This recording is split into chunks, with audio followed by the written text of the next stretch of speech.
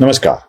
द्रुपद राजाची कन्या द्रौपदी अर्जुनानं जिंकून कुंतीच्या समोर आणली आणि 5 भावांच्या पत्नी बनून ती राहू लागली.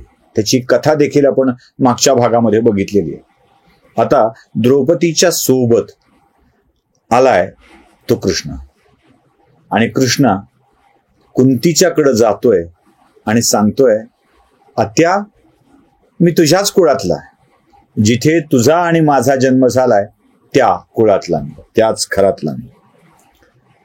आता आपल्या सुरुवातीला मी तुम्हाला सांगितलं होतं बघा की कुंती ही कुंतीभोज राजाकडे दत्तक गेलेली होती. मुळात ती पृथा यदुकुळातली मथुरेची पृथा आणि ती पृथा कुंतीभोज राजाकडे दत्तक जाते. त्यामुळं कृष्णाचं आणि कुंतीचं कुळ एक कसं ते समजून घेतलं पाहिजे. सगळ्या गडबडा समजताना जरा गडबड होऊन जाते, म्हणून सोपं करून सांगतो. कुंतीचं मूळ घर जिथे जन्माला आली ती मथुरा. कृष्णाचं मूळ घर जिथे माता पिता होते तेही मथुरा. कुंती दत्तक गेली कुंतीभोज राजाकडं म्हणून ती कुंती झाली आणि कृष्ण जन्मदात्या पित्यानंच गोकुळात नेऊन सोडला, तो वृंदावनात वाढला. ती एक वेगळी कथा आहे. गोकुळ वृंदावन म्हणजे गडबड होण्याची जास्त शक्यता आहे. गोकुळात सोडला का वृंदावनात सोडला, गोकुळ गाव की वृंदावन गाव, जरा गडबड होण्याची शक्यता आहे. पुढे कळत जाईल तुम्हाला. पण जन्मस्थळ एक आहे, वाढलेलं स्थळ मात्र वेगवेगळं आहे, जे वेगवेगळ्या ठिकाणी वाढलेलं आहे. कसं आहे हे सगळं बघूया. मथुरेचा राजा शूरसेन आणि या शूरसेनाची मुलगी म्हणजे पृथा. आता ही पृथा दत्तक गेलेली आहे. कुंतीचा जन्म झाला त्यावेळेसची मथुरा आणि कृष्णाचा जन्म झाला त्यावेळेसची मथुरा यामध्ये खूप फरक आहे. हा शूरसेन गेला कुठे मग? मथुरेचा राजा सोपा आहे. हा शूरसेन ज्याचा उग्रसेन नावाचा भाऊ होता आणि या उग्रसेनाचा पुत्र होता कंस. म्हणजे ज्या पृथ्वाचा पिता शूरसेन आहे तो कृष्णाचा आजोबा आहे. आता शूरसेनाकडे जाऊ पहिल्यांदा. उग्रसेनाचा मुलगा कंस आहे. शूरसेन आणि उग्रसेन हे 2 व्यक्तिमत्व. उग्रसेनाचा मुलगा कंस, शूरसेनाची मुलगी कुंती आणि शूरसेनाचा नातू म्हणजे कृष्ण. शूरसेनाचा मुलगा आहे वसुदेव. या वसुदेवाचा मुलगा होतो कृष्ण. आता मधला काळ असा आलाय की कंसानं म्हणजे उग्रसेनाच्या मुलानं आपल्या शूरसेनाचा राज्यकारभार काढून घेऊन स्वतःच राज्य तिथे प्रस्थापित केलेलं आहे. असं म्हणतात की कंस हा सुद्धा काही बाहेरूनच आलेला आहे, तो काही मूळ या कुळातला नाही आहे असं म्हणतात. त्याविषयीचे खुलासे आपण करत जाऊया. पण कुंतीच्या जन्माच्या वेळी शूरसेनाची सत्ता होती, तर कृष्णाच्या जन्माच्या वेळी उग्रसेनाचा पुत्र कंसाची सत्ता होती. आता कंसानं सत्ता मिळवली कशी हे बघणं आवश्यक आहे. मगध देशाचा राजा जरासंध हा कंसाचा नातेवाईक आणि या जरासंधाच्या मदतीनं शूरसेनाची सत्ता उलथवून टाकून कंसानं आपली सत्ता प्रस्थापित केली. मथुरेनं कंसाला आपला राजा कधीच मानलं नाही, कधीच समजलं नाही हा आमचा राजा आहे, याला मान दिला पाहिजे, असं कधीच नाही. मथुरेनं कंसाला नेहमीच आक्रांता समजलेला आहे, बाहेरून आलेला समजलेला आहे. कारण रामायणात एक प्रसंग आहे बघा, जेव्हा प्रभू श्री रामचंद्र चक्रवर्ती सम्राट होतात तेव्हा शत्रुघ्नाला आपल्या भावाला ते मथुरेकडे पाठवतात आणि शेवटी तो मथुरेचं राज्य जिंकतो आणि मथुरेवरच राज्य करायला लागतो. तिथून ती कथा पुढे मथुरेचा राजा शत्रुघ्न होतो, पुढे कशी बदलत जाते पुढच्या सगळ्या कालखंडामध्ये, त्याची एक विलक्षण कथा आहे. पण जरासंधाच्या मदतीनं शूरसेनाचं राज्य कंस घेऊन टाकतो आणि त्यावरती तो राजा म्हणून वावरू लागतो. मथुरा त्याला कधी स्वीकारत नाही आणि या न स्वीकारल्याचा राग कंस मथुरेवर काढत असतो. अगदी जुलम, अगदी त्रास, प्रजेला जितका त्रास देता येईल तितका तो त्रास देत असतो. मथुरेच्या आजूबाजूच्या गावाच्या वरती त्या लोकांची सत्ता आहे. तिथेच एक नंदराजांचं नंदगाव आहे, ज्याला गोकुळ म्हटलं जातं, त्या गोकुळावरती एका वेगळ्याच माणसाची सत्ता आहे. आता ही सत्ता पण कशी आहे जरा नीट बघितलं पाहिजे, तिथेही पुन्हा संबंध येतात. या वसुदेवाचं, शूरसेनाचा मुलगा वसुदेव, आता याच्यात तुम्हाला पुन्हा बरीच नावं, कथा मी सांगितल्यात आधी. म्हणजे तो उद्धव कसा भाऊ ठरतो, एकलव्य कसा भाऊ ठरतो, या सगळ्या कथा आपण सांगितल्यात. म्हणजे ते सगळं तुमच्या समोर त्याचा व्हिडिओ तुमच्या डोक्यात असेलच असं मला अपेक्षित आहे. त्यामुळे ती कथा मी पुन्हा पुन्हा रिपीट करत नाही. उद्धव हा कृष्णाचा भाऊ ठरतो, कारण तो वसुदेवाच्या आणखी एका भावाचा मुलगा आहे. आणि हा सुद्धा, एकलव्य सुद्धा असाच नात्यात ठरतो, कारण तोही वसुदेवाच्याच एका भावाचा मुलगा आहे. हा सगळा प्रकार वसुदेवाच्या सोबत कंसाच्या बहिणीचं, देवकीचं लग्न होतं.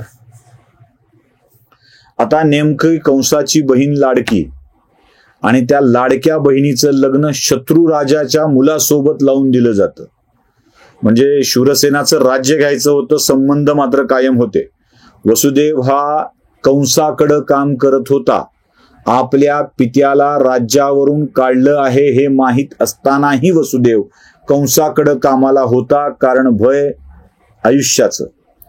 कंसाकडं कामाला असलेला वसुदेव कंसाचा जवळच्या व्यक्तीपैकी सुद्धा होता, कारण देवकीचं वसुदेवावरती प्रेम होतं. या वसुदेवाला आणखी एक पत्नी आहे, तिचं नाव रोहिणी, आणि ती राहते आहे गोकुळात नंदाकडं, नंदाच्या घरी, जो गोकुळाचा प्रमुख आहे. तिथला राजा नाही म्हणता येत त्याला, पण त्या गोकुळाचा ग्रामप्रमुख आहे, त्याच्याकडे ती राहते आहे रोहिणी. म्हणजे रोहिणी ही एक पत्नी आहे, देवकी ही दुसरी पत्नी आहे.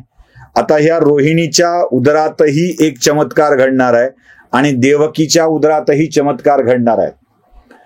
आपल्या बहिणीला आणि आपल्या बहिणीच्या नवऱ्याचा रथ स्वतः हाकत कंस निघालाय. कंस चालाक आहे, हुशार आहे, हे लक्षात घ्या. शत्रूचा मुलगा आपल्या सोबत आहे आणि नातेसंबंध होत आहेत हे लक्षात आल्यावर आपल्या बहिणीच्या नवऱ्यावरही प्रेम करणारा कंस हा कसा आहे हे लक्षात घ्या. ही व्यवहार चतुरता आहे, हे व्यवहार चातुर्य आहे, आणि ते व्यवहार चातुर्य कंसानं सांभाळलेलं आहे. म्हणजे पुन्हा जर शूरसेनाचा मुलगा म्हणून वसुदेवाच्या मनात राज्याचा प्रमुख होण्याची इच्छा जागी होऊ नये, यासाठी नातेसंबंध जोडलेले आहेत, ते मान्य केलेले आहेत, आणि त्याच्यावरती प्रेम असल्याचं दाखवतोय.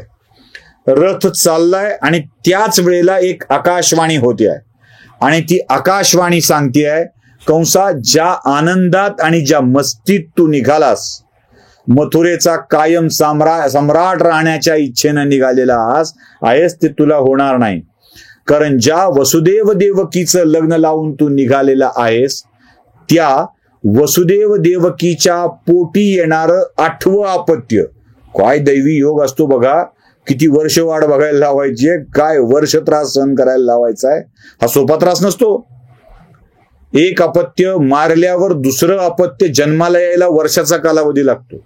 म्हणजे 8 वर्ष तरी कंसाला प्रतीक्षा करावी लागणार आहे. आपला काळ जन्माला येणार आहे, आपला काळ जन्माला येणार आहे म्हणून. 8वं अपत्य तुझ्या मृत्यूचं कारण ठरेल, ही आकाशवाणी होती आहे. आणि या आकाशवाणीला ऐकल्याबरोबर कंस मनातून हादरतोय. ज्याच्या लग्नात आपण आनंद व्यक्त करतोय, ज्यांचं लग्न लावून आपण सुखात राहण्याची कल्पना करतोय, त्यांना 8वं अपत्य होईल आणि ते आपला काळ असेल, ही भावनाच कशी असते बघा. आपल्या बहिणीचं पोरग अपत्य होणार आहेच, ही दैवी योजना आहे. मग कंस, आता बरेच जण मला प्रश्न विचारतात, कंस काय मूर्ख होता का? जर वसुदेव आणि देवकीला एकाच कारागृहात ठेवलं नाही तर अपत्य व्हायचा धोकाच नाही ना. मग मूर्ख होता का कंस? वेगवेगळ्या ठिकाणी ठेवायचं, एका ठिकाणी राहू दिलं, त्यांना अपत्य होऊ दिले आणि मग मारले, असं कसं? कंस मूर्ख नव्हता, कंस हुशार होता, खरंच हुशार होता. दैवी योजना जेव्हा 8 अपत्याची झालेली असते ना, तेव्हा ते कसंही होत असतं. म्हणजे वसुदेवाच्या पहिल्या पत्नीला राहिलेला गर्भ लक्षात ठेवा, कसा ट्रान्सफर होतो इकडून तिकडं. ती त्यावेळेसच्या विज्ञानाची आणि चमत्काराचीच गोष्ट आहे ती. रोहिणीच्या पोटी आलेला बलराम ह्या ट्रान्सप्लांटचाच प्रकार होता तो. त्याला माहित होतं की देव सगळे खतरनाक आहेत, ते काहीही करून करतील. उगाच लांब ठेवून नसते कंते मागे लावून घेण्यापेक्षा यांना गर्भ होऊ द्यावेत आणि मग त्यांचा समाचार घ्यावा, या धारणेतून कंसाने त्यांना एकत्र ठेवलंय. आणि आता कंसाला आपल्या काळ ठरणाऱ्या देवकीच्या 8व्या गर्भाची प्रतीक्षा आहे. आणि त्या 8व्या गर्भाला त्याला मारून टाकायचं आहे. 8 गर्भ मारून टाकायचे, एकही जिवंत ठेवायचा नाही. देवाने गडबड केली तर, देव म्हणला होता मी 8वा, खालून 8वा म्हणलो असं म्हणून पहिला ठेवला जिवंत, पहिल्यानं केला गोळ, तर काय करायचं. त्याच्यापेक्षा आपलं 8च्या 8 संपवून टाकू, हे धोरण कंसानं स्वीकारलं आणि वसुदेव देवकीला तुरुंगामध्ये डांबून ठेवलं. त्याच्या पुढच्या ज्या कथा आहेत ना, त्या फार भयंकर आहेत. एक एक क्रूरतेच्या, कंसाच्या अत्यंत वाईट वृत्तीच्या या कथा आहेत. आणि याच कथांच्या मधून भगवान श्रीकृष्णाचा जन्म सुद्धा होणार आहे. त्या सगळ्या कथा आणि भगवान श्रीकृष्णाचा जन्म बघूयात पुढच्या भागामध्ये. नमस्कार.